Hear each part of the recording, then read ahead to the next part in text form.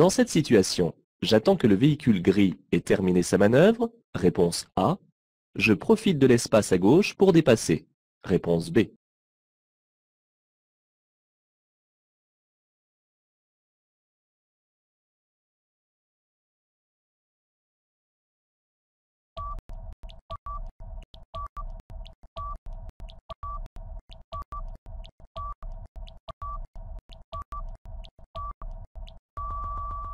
Le conducteur du véhicule gris souhaite stationner à droite. Je dois attendre qu'il ait terminé sa manœuvre avant de continuer ma route.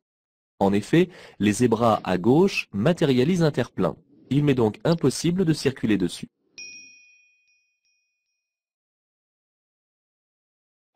Je dépasse. Réponse A. Je reste où je suis. Réponse B.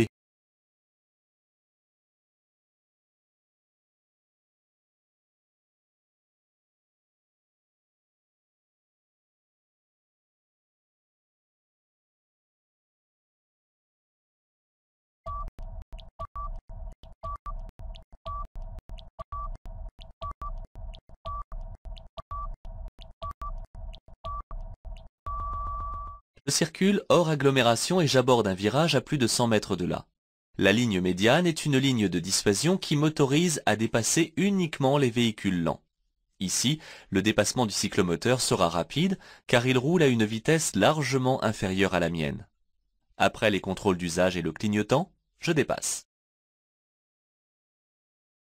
Je peux déposer un passager à droite. Oui, réponse A. Non, réponse B.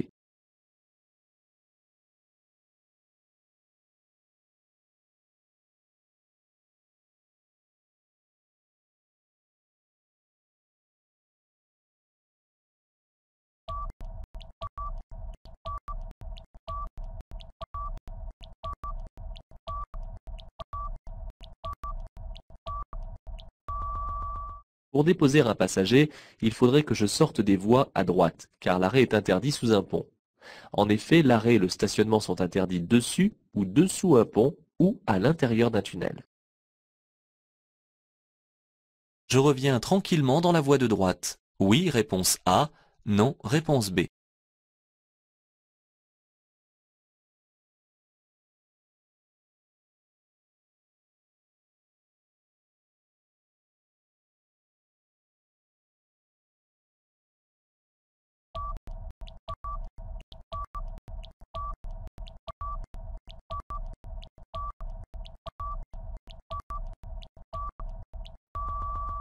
Les deux voies de l'autoroute sont affectées à la même direction et je dois circuler dans la voie la plus à droite. Après avoir terminé le dépassement en cours, je dois donc revenir à droite. Je reviens tranquillement à droite en fonction de cet usager qui sort. Dans cette situation, je passe. Réponse A. Je m'arrête. Réponse B.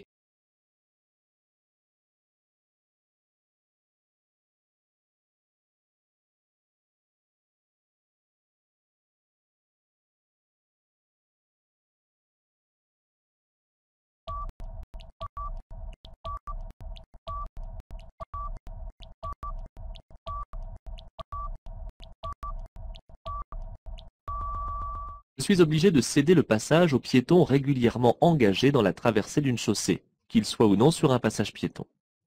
L'îlot central n'y change rien car c'est seulement une protection supplémentaire.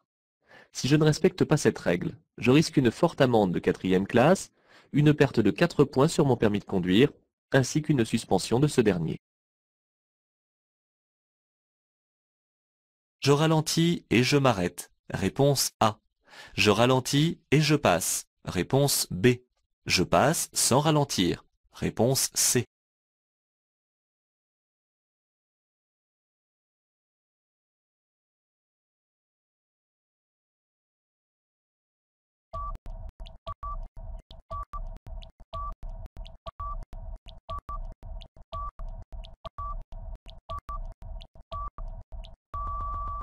L'intersection est un lieu où plusieurs routes se rencontrent. C'est donc un endroit qui peut se révéler dangereux. Peu importe qu'on doive me céder le passage ou non, je dois ralentir, surtout si la visibilité est réduite.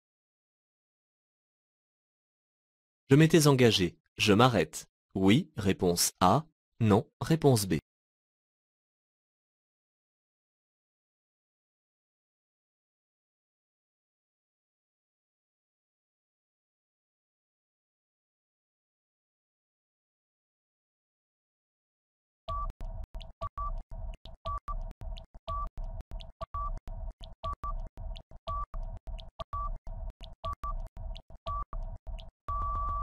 Les véhicules de secours sont prioritaires sur les autres usagers.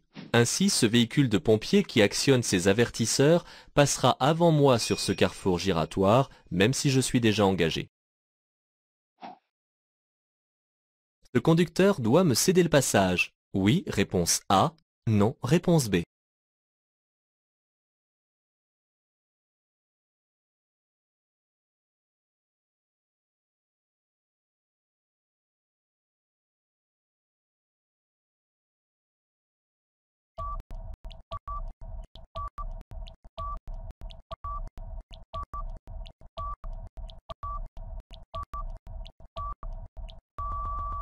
Je circule sur l'anneau d'un carrefour giratoire. Les usagers abordant l'anneau doivent céder le passage avant d'y entrer.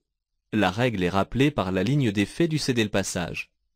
Le conducteur du poids lourd doit donc s'arrêter pour me laisser continuer. Je vérifie cependant qu'il me prend en compte.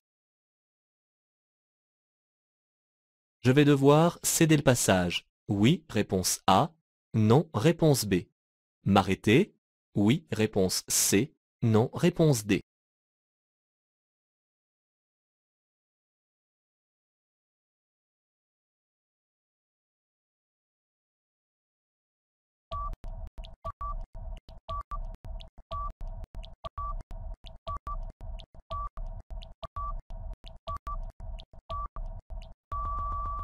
Les carrefours giratoires sont dotés de panneaux de céder le passage. Je devrais donc m'y conformer, mais l'arrêt n'est pas obligatoire si je ne gêne pas lors de mon entrée sur l'anneau. 150 mètres, je pourrais rencontrer des camions. Oui, réponse A. Non, réponse B. Je ralentis maintenant. Oui, réponse C. Non, réponse D.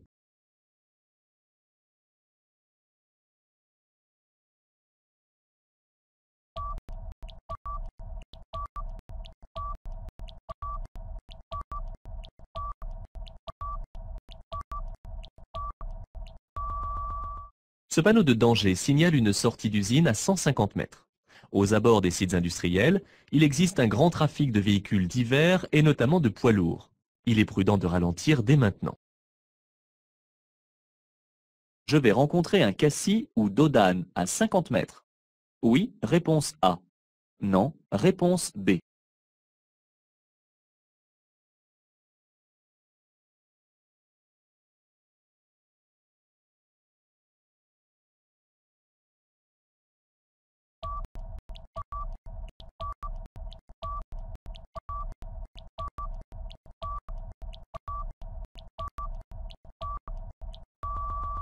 Les panneaux triangulaires indiquent la présence d'un danger, d'où la nécessité de ralentir lorsque l'on en rencontre un. En agglomération, il se situe à 50 mètres du danger et hors agglomération à 150 mètres. Dans cette situation, le panneau triangulaire indique bien un danger à 50 mètres, mais il s'agit d'un ralentisseur et non pas d'un cassis ou d'un dodane. Un ralentisseur est une surélévation de la chaussée afin de faire réduire volontairement la vitesse des conducteurs. Un cassis ou un dodane sont des déformations de la route. Le panneau triangulaire prend effet immédiatement. Oui, réponse A. Non, réponse B. Le panneau de limitation de vitesse prend effet immédiatement. Oui, réponse C. Non, réponse D.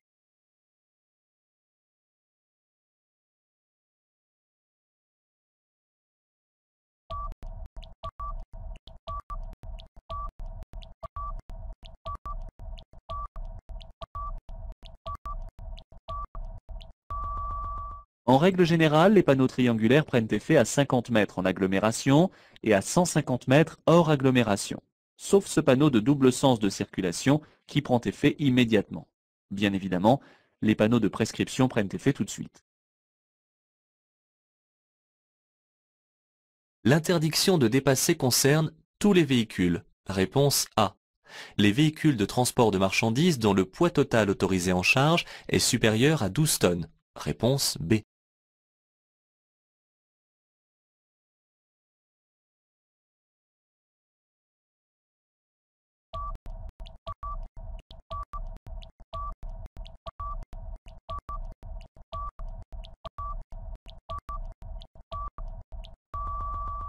Cette signalisation est ici mise en rappel à la jonction des voies. Elle concerne les poids lourds. Le panneau et le panonceau interdisent le dépassement pour les véhicules de transport de marchandises dont le poids total à charge est supérieur à 12 tonnes.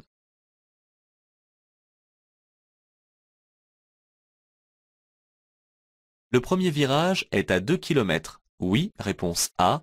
Non, réponse B. Tourne à gauche. Oui, réponse C. Non, réponse D.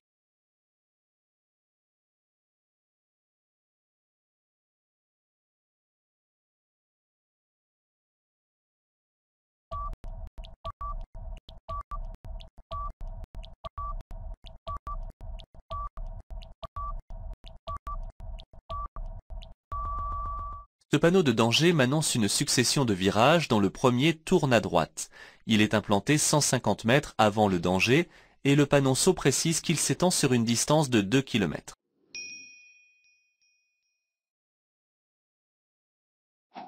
Ce signal annonce un passage à niveau avec des barrières manuelles. Oui, réponse A. Non, réponse B. Je devrais marquer l'arrêt. Oui, réponse C. Non, réponse D.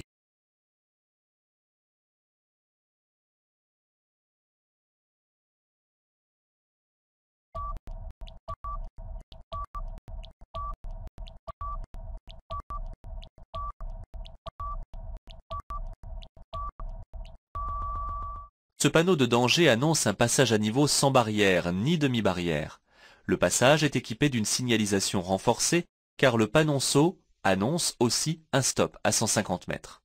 Je dois obligatoirement marquer l'arrêt avant de traverser les voies ferrées.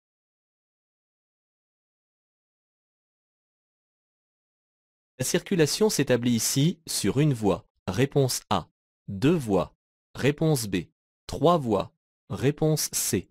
4 voies. Réponse D.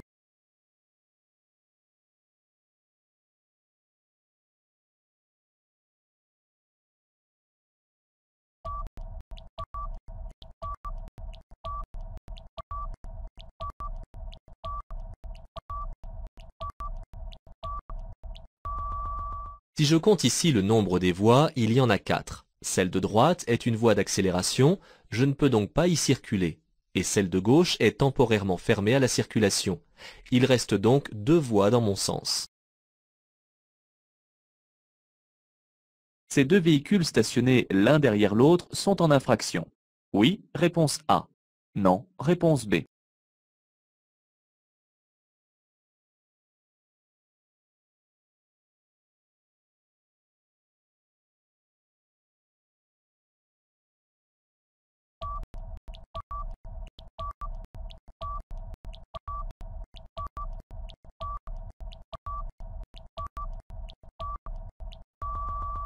Il est interdit de stationner en dehors des emplacements délimités lorsqu'ils existent. Les emplacements prévus ici pour le stationnement se terminent à la hauteur de la voiture grise, à droite. Les deux véhicules sont donc stationnés en dehors des marquages et ils risquent de gêner le passage d'une camionnette par exemple. Dans toutes les agglomérations, le stationnement est à alternance semi-mensuelle. Oui, réponse A. Non, réponse B.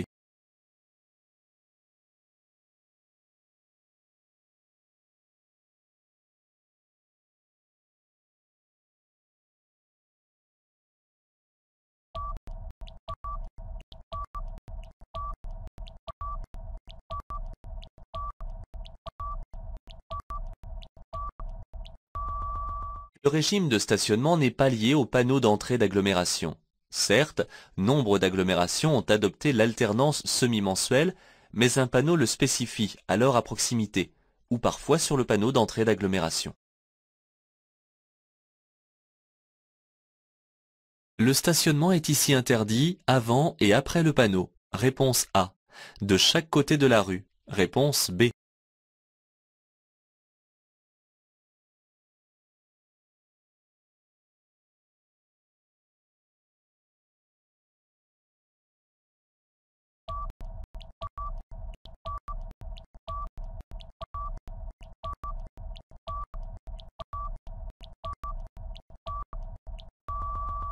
Les flèches ont un sens. Aucune cependant ne désigne les deux côtés de la rue à la fois.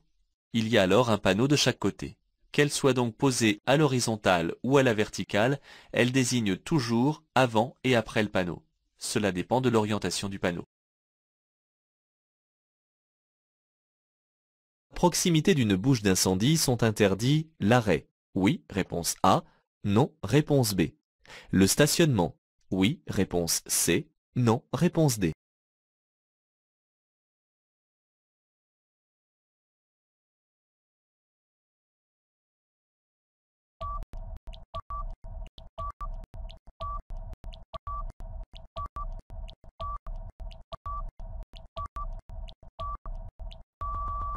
L'arrêt et le stationnement sont interdits à proximité d'une bouche d'incendie.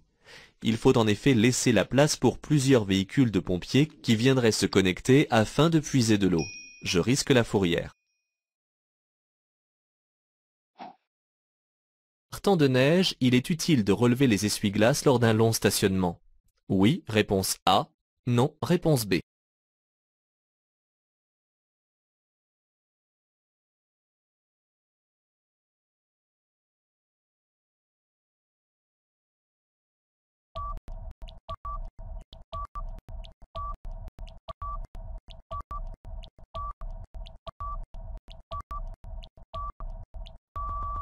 La neige tombe et forme de la glace au contact du pare-brise, emprisonnant le caoutchouc des essuie-glaces.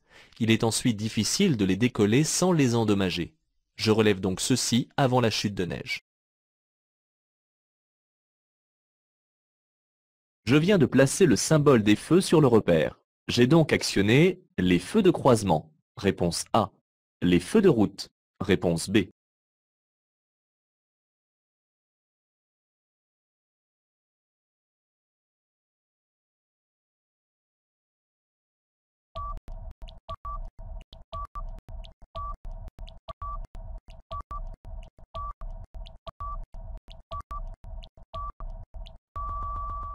Cette commande permet d'actionner les différents feux ainsi que le clignotant. Elle est située à gauche du volant. Pour allumer les feux de position, de croisement ou de route, je dois tourner la première bague et placer le symbole choisi en face du repère. Si je n'ai rien fait d'autre, quand ce symbole est placé au niveau du repère, ce sont alors les feux de croisement qui sont allumés. Si je veux actionner les feux de route, je dois tirer la manette vers moi et refaire cette manœuvre pour revenir en feu de croisement. Je circule sur l'autoroute depuis 2 heures et je ne me sens pas fatigué. Je m'arrête à la prochaine aire de repos. Oui, réponse A. Non, réponse B.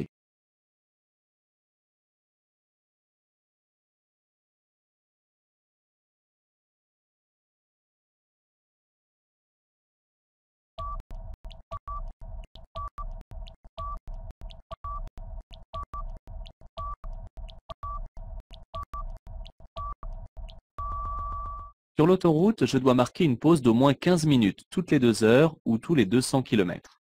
Si je circule depuis 2 heures sur l'autoroute, j'ai sans doute déjà parcouru plus de 200 km. Je vais donc m'arrêter, même si je ne suis pas fatigué, afin d'éviter que celle-ci n'apparaisse soudainement un peu plus tard.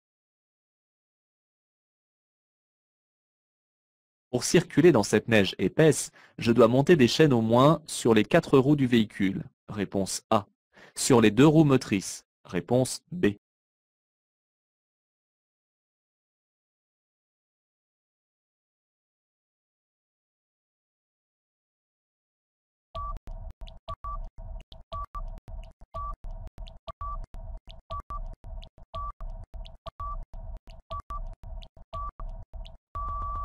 Pour circuler dans cette neige épaisse, je dois équiper mon véhicule de chaînes sur les 2 roues motrices.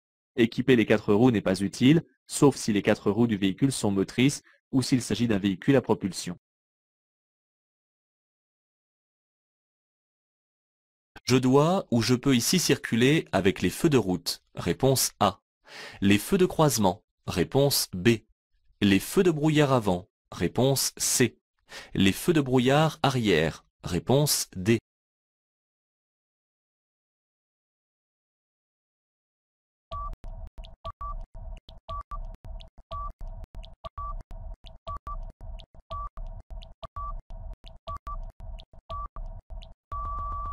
Les feux de route sont réservés pour circuler la nuit sans éclairage.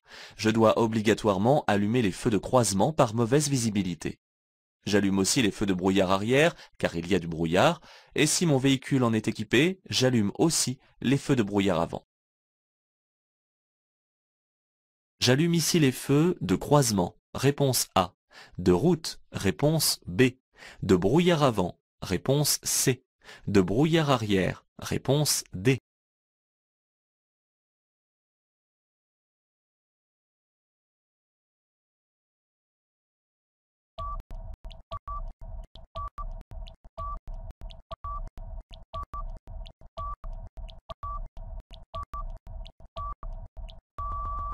Ici, la visibilité est réduite à cause du brouillard. Partant de brouillard, je dois surtout être vu. Pour ce faire, j'allume les feux de croisement car c'est le minimum obligatoire. Je peux également allumer mes feux de brouillard avant et arrière, c'est même recommandé. Des pneus neige peuvent parfois remplacer des chaînes à neige. Oui, réponse A. Non, réponse B.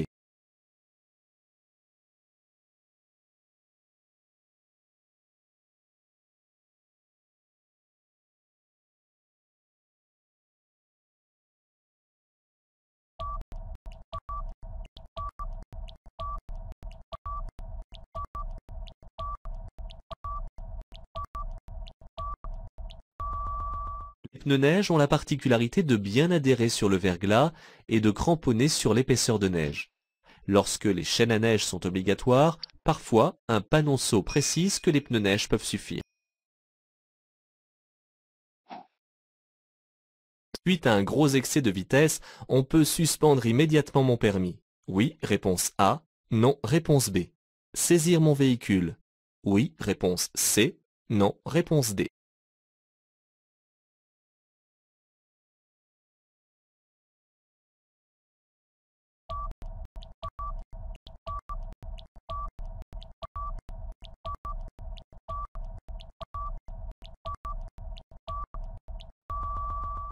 C'est rarement par inattention qu'on commet un gros excès de vitesse, raison pour laquelle la sanction est lourde.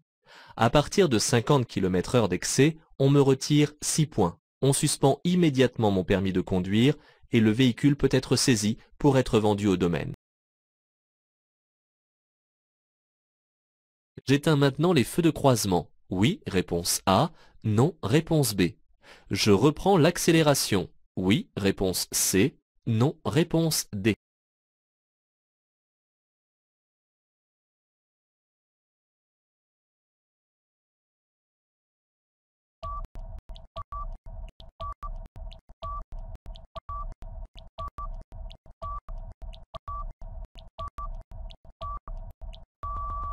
J'attends d'être totalement sorti du tunnel avant d'éteindre les feux de croisement. C'est encore trop tôt ici. Il en est de même pour reprendre l'accélération, car je suis en zone de travaux et des ouvriers se tiennent à proximité.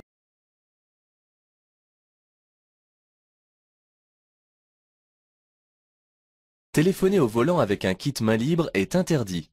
Oui, réponse A. Non, réponse B.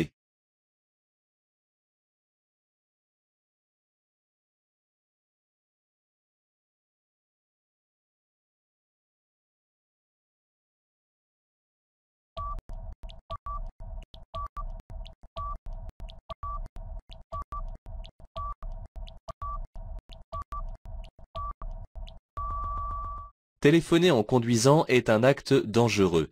Utiliser le kit main libre est toutefois autorisé dans la mesure où il permet d'utiliser les commandes correctement. L'attention du conducteur n'est cependant pas entièrement concentrée sur la conduite, ce qui peut amener certaines erreurs d'appréciation. Il est donc préférable de s'abstenir de téléphoner en conduisant et de s'arrêter pour cela.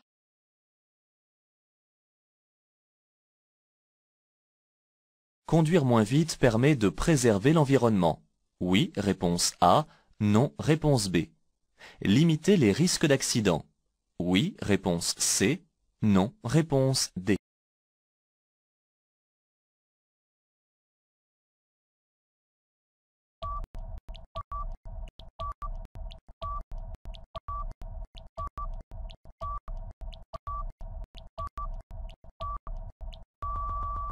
D'une façon générale, en conduisant moins vite, on agit sur plusieurs leviers. Celui de la baisse de consommation de carburant et donc d'un respect plus grand de l'environnement, car dans ce cas, le véhicule pollue moins. Mais cela permet également de limiter les risques d'accident en donnant plus de temps à l'anticipation des situations à risque. Et on sait qu'on gagne très peu de temps à rouler 20 km/h plus vite sur autoroute, on en perd donc peu à rouler moins vite.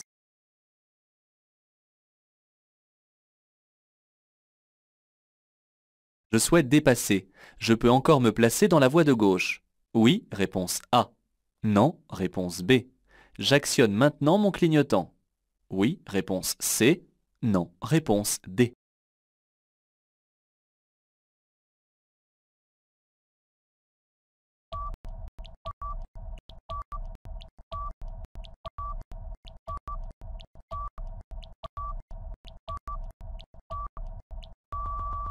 Le conducteur derrière moi a actionné son clignotant et a commencé à se déporter sur la gauche.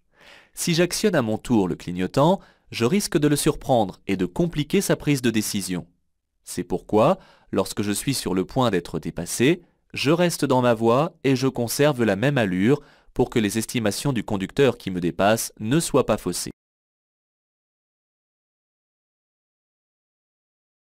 Dans cette situation, je m'arrête. Réponse A. Je continue avec prudence. Réponse B.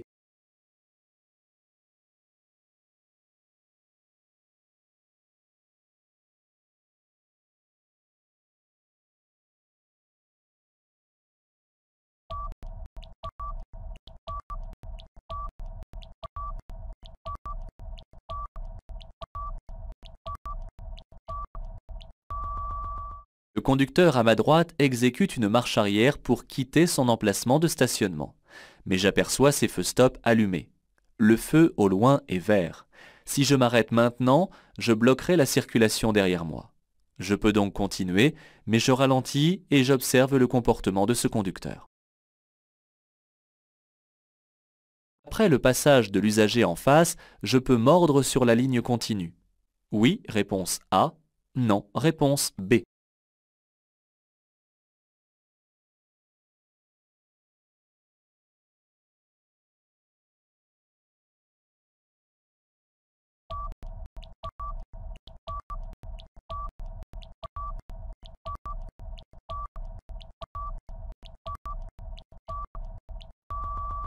Il est interdit de chevaucher ou de franchir une ligne continue, sauf si un obstacle gêne ma progression. C'est le cas ici.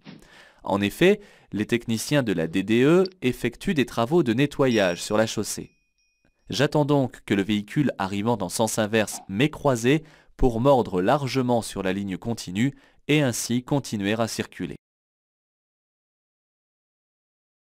Un grand itinéraire est toujours une route à caractère prioritaire. Oui, réponse A. Non, réponse B.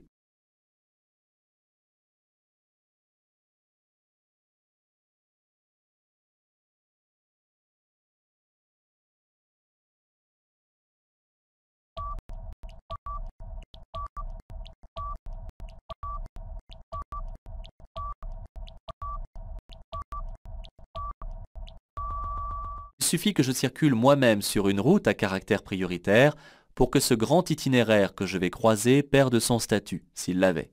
Je vais devoir m'en tenir à la signalisation d'intersection qui sera mise en place. Je me dirige vers Sarlat. J'emprunte le carrefour giratoire. Oui, réponse A. Non, réponse B. Je serai obligatoirement prioritaire. Oui, réponse C. Non, réponse D.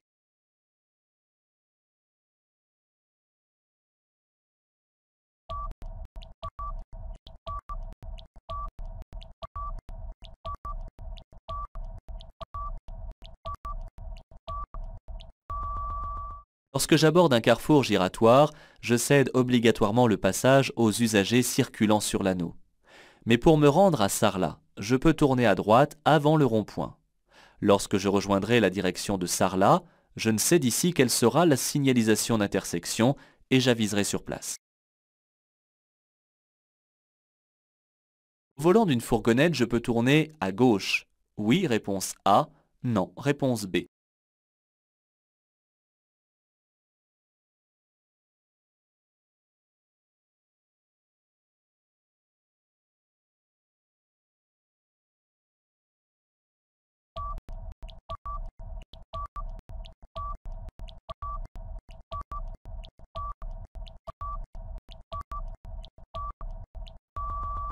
L'interdiction de tourner à gauche s'applique uniquement aux véhicules dont le poids total autorisé en charge est de 3,5 tonnes et plus. Sachant qu'une camionnette ou une fourgonnette ne dépasse pas les 3,5 tonnes, je ne suis pas concerné par ce panneau. Je pourrais tourner à gauche à la prochaine intersection.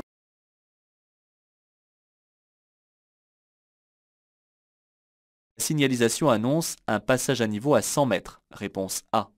Des feux rouges clignotants. Réponse B. Une interdiction de dépasser. Réponse C. Un danger. Réponse D.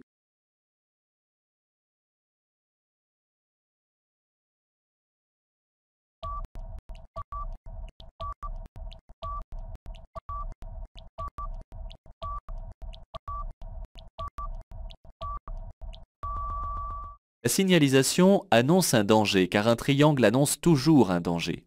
La balise, située en dessous, indique la distance à laquelle se trouve le passage à niveau. Sachant qu'un trait rouge représente 50 mètres, le passage à niveau se trouve à 150 mètres. Les barrières sont toujours équipées de feux rouges clignotants. Enfin, la ligne continue à gauche m'interdit de dépasser. Dans ce tunnel en agglomération, je peux circuler sans feu. Réponse A. En feu de position. Réponse B. En feu de croisement. Réponse C. En feu de route. Réponse D.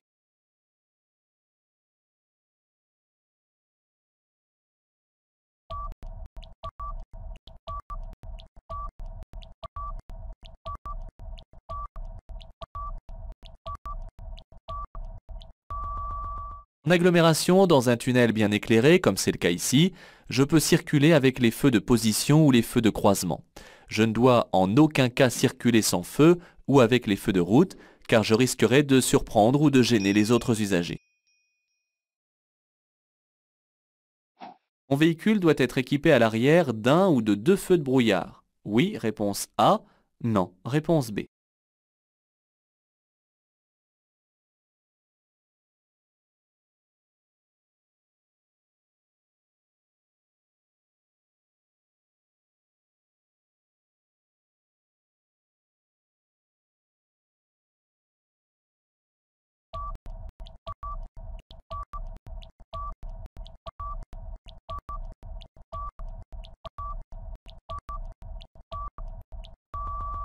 Par construction, les véhicules doivent être équipés d'un ou de deux feux rouges arrière de brouillard.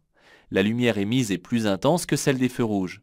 S'il n'y en a qu'un, il est situé à l'arrière gauche du véhicule, afin de ne pas être confondu avec un deux roues. Je ne peux les utiliser que s'il y a de la neige tombante ou du brouillard.